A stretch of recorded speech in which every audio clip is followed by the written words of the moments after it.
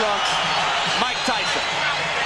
You know, it is a sign of the importance that boxing has to Mike Tyson, that no matter what goes on around him, he's ready to fight. As he has been 36 times with 32 knockouts so far.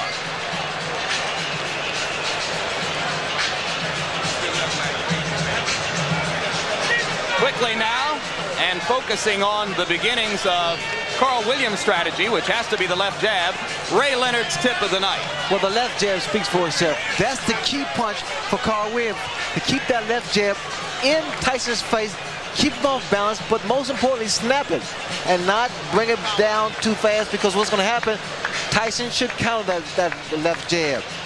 Now, once the fight becomes an inside fight, in fact, I believe that's going to be the case because Tyson's styles get inside, their right uppercut.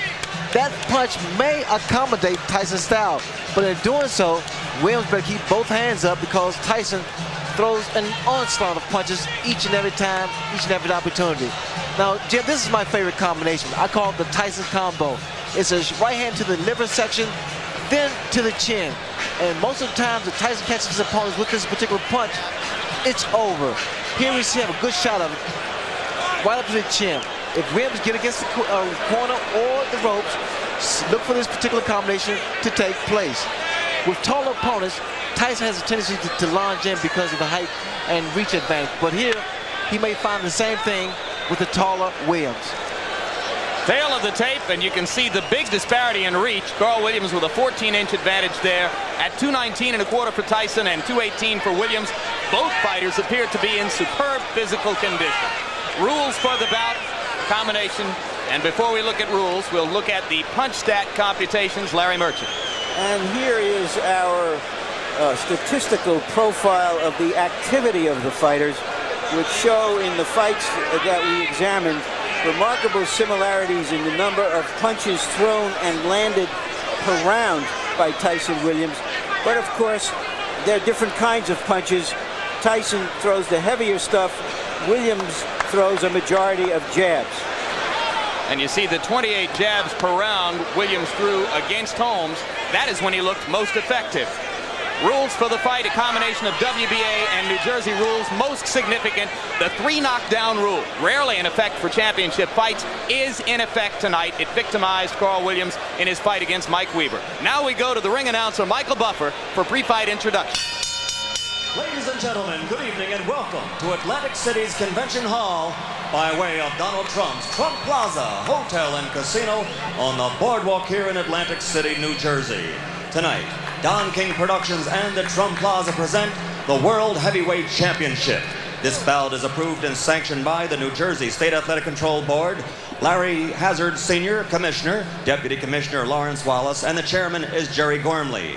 The bout is governed by the rules and regulations of the World Boxing Association, represented by Dr. Elias Cordova and James J. Binns. It is also sanctioned by the International Boxing Federation, President Robert W. Lee, and the World Boxing Council, President Jose Suleiman.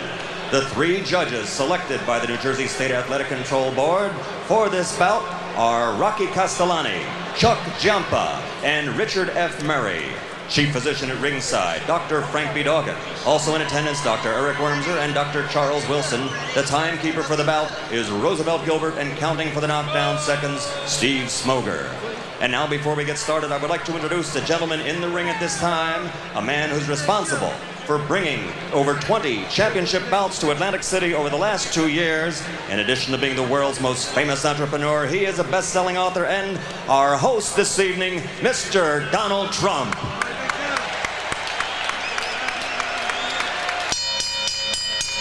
And now, ladies and gentlemen, from the Trump Plaza Hotel and Casino in Atlantic City, New Jersey, let's get ready to rumble! 12 rounds of boxing for the undisputed heavyweight championship of the world. The referee of this bout is Randy Newman. Introducing first, fighting out of the blue corner, wearing the white trunks with red trim, he weighs an even 218 pounds from Absecon, New Jersey. His professional record, 22 victories against only 2 defeats, 17 knockouts to his credit, and 14 of those 17 KOs within 5 rounds or less. Ladies and gentlemen, the #1 heavyweight challenger in the world, today, Carl, the Truth, Williams.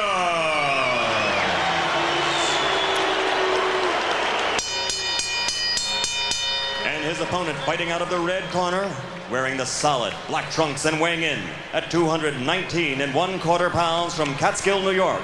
His professional record is unblemished with 36 consecutive victories, 32 knockouts, 28 KOs in 5 rounds or less, and 16 in the first round alone. Ladies and gentlemen, presenting the undisputed, the undefeated heavyweight champion of the world, Iron Mike Tyson.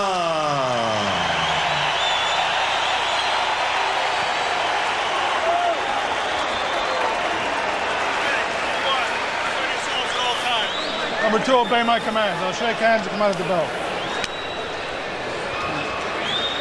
Keep in mind that Mike Williams has a tendency to get hit by left hooks.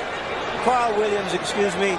I can think of better tendencies that a fighter should have who's going out to face Mike Tyson. Indeed, Carl Williams has been floored 7 times in his career.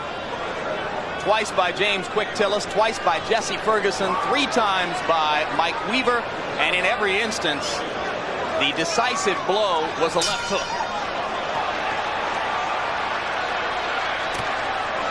The people in Williams' corner are sincerely worried about what he does in the first 30 seconds against the Tyson onslaught.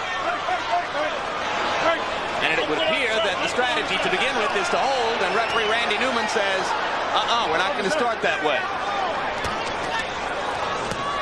This is somewhat of a reunion here because both men are just throwing punches. In fact, Williams here has selected to fight Tyson inside. He claimed the other day that if Tyson throws any unnecessary punches, illegal punches, he will accommodate him and throw the same punches back.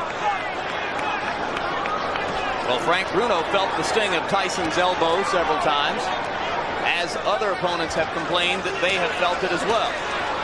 Go his head. All right, over here, guys. Stop punching. Step back. Step back. Because Williams' left jab is so strong, that should help him as long as he keep that right hand up and watch Tyson's left hook, Frank, stop which is a punching. powerful When punch. he's finished, stop punching. That's it. Let him go.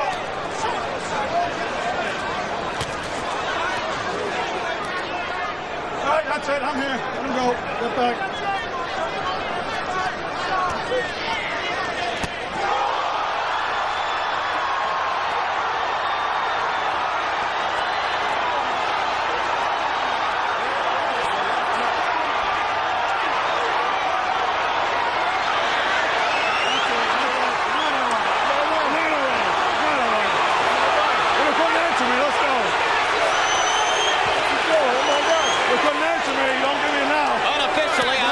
Fight being 1 second longer than Tyson Spinks. 1:32 instead of 1:31. It was, as you started to point out again, Larry, a left hook. Williams was very unhappy at the end of that. Fight's over. You couldn't answer Randy me, Carl. Newman, the referee, asked him a question, obviously about how he felt or what his name was or where he was, and apparently he got the wrong answer because he stopped the fight immediately. I didn't see any reason to stop the fight, and I'm curious to see what that answer was, and I'm going into the ring to see if I can find out. Good luck, Larry. 1:33, Larry. It was 2 seconds longer than the Spinks fight. The unofficial demarcation of the knockout comes at 1:33 of the first round, and you can see a disgusted Carl Williams who thinks that he should have been allowed to continue. And Ray, I've got to agree with Larry. It was a fairly peremptory stoppage. Well, the way I judge it, because he appeared to be okay, but then again, the referee is closer to the pitcher than we are. What was that question likely to be? Where are you? What day is this? And here we see the left hook that put Williams down. Williams had dropped that right hand, and I had indicated earlier that the jab will be the key, but in throwing the left jab, he must also keep that right hand up and power. There's that left hook. And you saw Mike pivot upward with both feet planted and turn the hips into the punch. This is where the power comes from. The reason people fear Mike Tyson because he's one of the few, if not the only man, that can knock you out in the heavyweight division with one punch.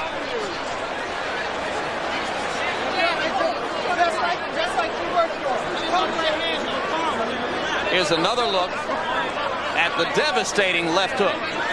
And what Tyson does here, he bobs and weaves, gets under that jab and counters with a beautiful left hook. Perfectly timed as Williams was dropping the right hand, just as you said he did after throwing the jab. Well, what happened for Williams is the fact that his left hand, his left jab rather, was working, and he felt very comfortable.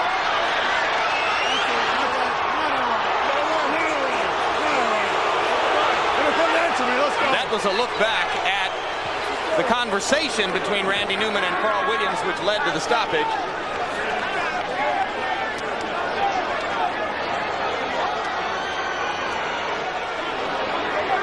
Mike Tyson, as usual, awesome. I'm reminded of a night in the Meadowlands in New Jersey when a referee stopped a bout between Mike Rossman and Victor Galindez. After a similar conversation, Rossman, the victim of the knockout, he chased the ref across the ring yelling, "What was the right answer?"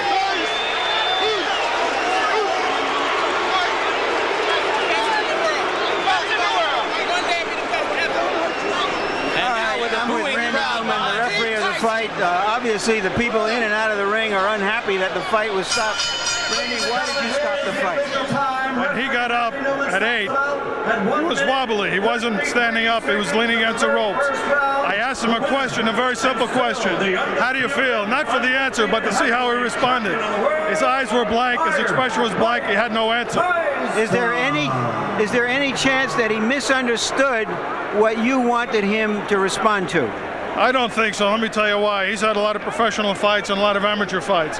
When a fighter is knocked down, and I had 38 fights, when a fighter is knocked down, the first thing he wants to prove when he gets up to the referee is that he's in good shape. Number one, he wasn't standing on his feet. He was leaning on the ropes. Number two, he couldn't answer me. And number three, his eyes were dead. Thank you very much, Randy. And now back to ringside. All right, thanks very much, Larry, and thank you for pointing out that the crowd is booing, as there were obviously a fair number within this congregation who did not feel that the bout should have been stopped quite so quickly. Randy Newman with a decisive and clear-headed answer to the questions. He knows exactly why he did what he did. Well, Newman is a competent referee. In fact, that he must have saw something in Williams that we didn't apparently see. But from the outside looking in, it appeared that Williams got up and was able to compose himself. But then again,